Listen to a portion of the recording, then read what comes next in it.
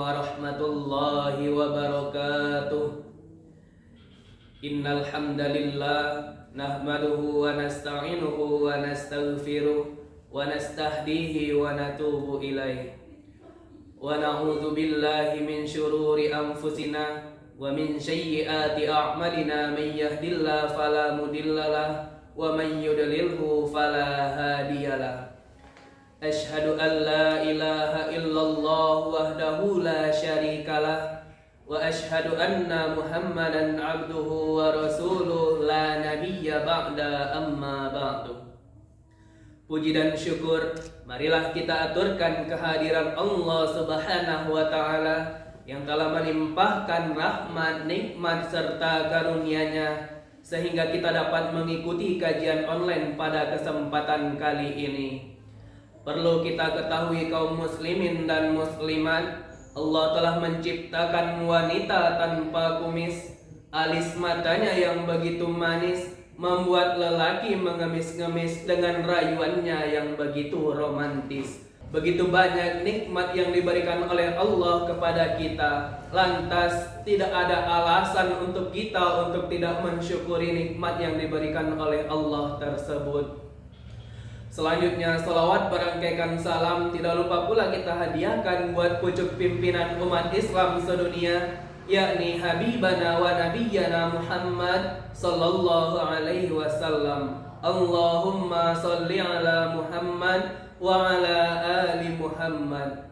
Kaum muslimin dan muslimat yang berbahagia, pada kesempatan ini kami akan menyampaikan tausiah dengan judul Jangan menjadi orang yang bangkrut di akhirat. Istilah bangkrut seringkali kita dengar pengucapannya di dalam kehidupan kita sehari-hari. Baik bangkrut secara harta, orang yang tidak memiliki harta, atau orang yang kehabisan dana dalam kehidupannya sering kita istilahkan dengan orang yang bangkrut.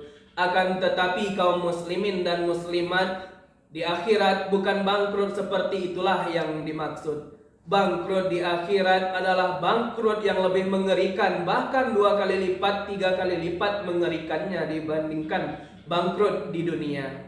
Sebagaimana telah disampaikan di dalam hadis Bukhari, Rasulullah bertanya, "Wahai para sahabat, siapakah di antara kita yang termasuk kepada orang yang bangkrut?" Sahabat menjawab, "Ya Rasulullah, orang yang bangkrut adalah orang yang tidak memiliki dirham dan harta." Lalu Rasulullah Shallallahu Alaihi Wasallam menjawab, "Tidak, bukanlah orang yang bangkrut di antara kita adalah orang yang tidak memiliki harta. Namun orang yang bangkrut di antara kita adalah orang yang datang dengan pahala sholat, orang yang datang dengan pahala zakat, orang yang datang dengan pahala puasa, namun dia juga datang dengan membawa dosa-dosa seperti memakan hak orang lain, menghakimi atau menzalimi orang lain, serta membunuh orang lain." Seperti itulah disampaikan di dalam hadis riwayat Bukhari tersebut.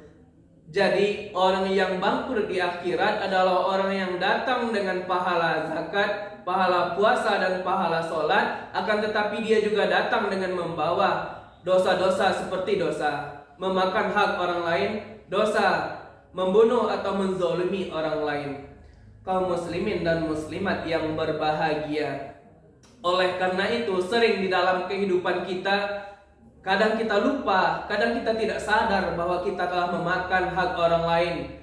Contoh kecilnya saja, kita pernah mungkin meminjam uang orang lain, namun kita lupa untuk mengembalikannya. Di akhirat nanti akan dimintai pertanggungjawabannya. Apabila pahala kita telah habis untuk menutupi kesalahan-kesalahan kita tadi, maka dosa-dosa orang yang hartanya, yang uangnya, atau orang-orang yang kita zolimi, dosanya akan dipindahkan atau dilimpahkan kepada kita, sehingga kita termasuk kepada orang-orang yang muflis atau orang yang bangkrut di akhirat nanti. Kaum muslimin dan muslimat yang berbahagia, oleh karena itu dengan kesadaran yang sangat penuh, marilah sama-sama kita introspeksi diri kita. Apakah kita pernah meminjam uang kepada orang lain? Apakah kita pernah memakan harta atau hak orang lain? atau apakah pernah kita menzolimi orang lain? Apabila 3 hal tadi pernah kita lakukan, apakah kita pernah meminjam uang kepada orang lain? Apakah kita pernah memakan harta atau hak orang lain? Atau apakah pernah kita menzolimi orang lain?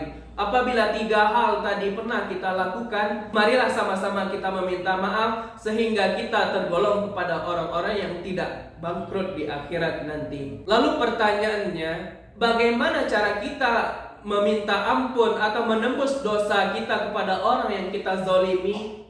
Yang pertama, kita bisa meminta maaf. Lalu yang kedua, kita bisa meminta pengakuan kepadanya. Pengakuan seperti apa? Pengakuan bahwasanya kita telah meminta maaf dan orang tersebut telah memberikan maaf kepada kita. Apabila kita telah mendapatkan pengakuan tersebut, maka insya Allah akan mengampuni dosa kita di akhirat nanti. Sebagai kesimpulan, kaum muslimin dan muslimat yang berbahagia, dosa antara manusia dengan Allah bisa diampuni. Akan tetapi dosa antara manusia sesama manusia itu untuk pengampunannya butuh proses di akhirat nanti. Oleh karena itu, marilah sama-sama kita sadari kesalahan kita, baik antara kita berteman di dunia kerja ataupun di lingkungan masyarakat.